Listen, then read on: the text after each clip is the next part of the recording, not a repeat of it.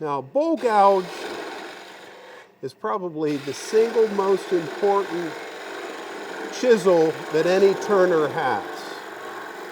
But you still are going to need other chisels in time. Now, I need to leave that proud. This is going to be the point of the top of the finial right there. And everything looks good and it's balanced, but when you turn it off, you're looking for challenges in the wood. And we've got them because it's a gorgeous piece of apple wood, but it's got a check right here.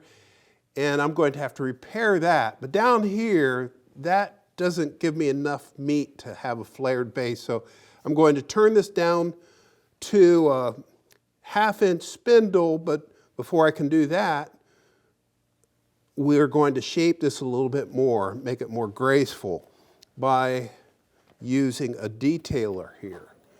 And some people call it a diamond parting tool, but I'm going in with this on edge and I'm defining certain areas. So that's going to be the top of the flame, of the finial. And this is called the cupcake form right there. And on the underside of this, I need to take that down to my finished diameter of about 1 inch. And then I'm going to take a shoulder below that, just like that. And that will be the finished diameter. And I can go back to the bowl gouge to take that down. Check the moisture content on this, and it is right at 10%. Not bone dry, but pretty doggone close to it. Got to take that all the way down right there, like that. Make it graceful so it holds that flame on top. The whole idea is do your delicate turning down here now, but don't take it down too much to compromise the strength of the turning. Meaning, as I detail the rest of this, this still has to do its job of holding it between centers. And I'd say I'm just about there. Now the cool thing is there are no checks here. So that looks good, that looks good. I can take this down just a little bit more and then smooth that out. That looks nice, although I do want that to be more graceful. I want that to be smaller. And therein is the challenge of a turner. How thin is thin enough? And then I can bring up, let's see, where did it go?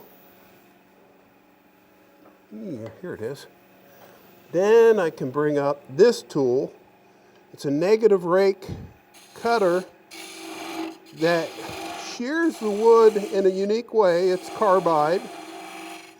Okay, so that's starting to bring up that flame.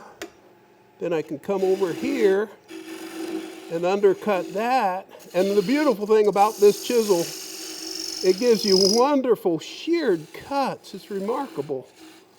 So we're going to work this on down. That looks nice. And here we can open up the base and finish the cupcake, as it were. Look at that. We live in a remarkable time where the innovations in technology and metallurgy give us cutters that just make wood just float. It's just grand. So now, right here, took a little bit too much of a cut. It will let you know. And here we go. Let's turn that off, see what we've got.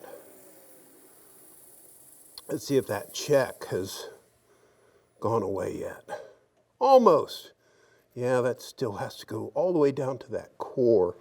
And to do that, I can go to this chisel, which is just a square cutter.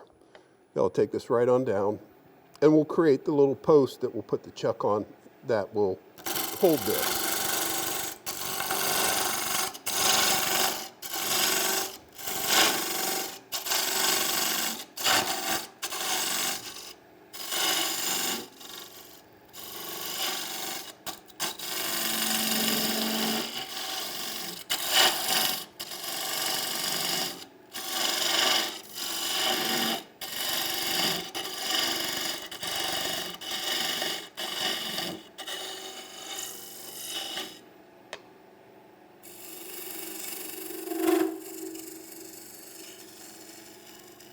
Now let's take a look at this and see what we've got.